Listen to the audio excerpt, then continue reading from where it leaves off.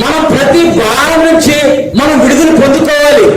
ప్రతి భారం నుంచి మనం విడుదల పొందుకొని మనం ఆస్వాదింపబడి మన కుటుంబాలు కట్టబడి మన కుటుంబాలు ఆయన దినదినము వెలిగించబడి అనేకులకు ఆశీర్వాదకరంగా ఉండాలని మనం అనుకోవడం మంచిదే. కానీ దేవుడు వాక్కు చెబుతుంది. రాత్రికాల సమయంలో ఆయన వాక్కు ద్వారా మనతో మాట్లాడుతున్నారు.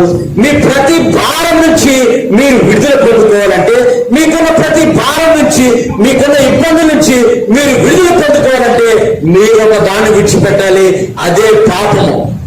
అదే పాపము. పాపాన్ని విడిచిపెట్టాలని దేవుడు అంటున్నాడు. పాపం అంటే ఏంటండి అని మీరు అడగవచ్చు. దేవుని మాట వెనకపోవటమే పాపము.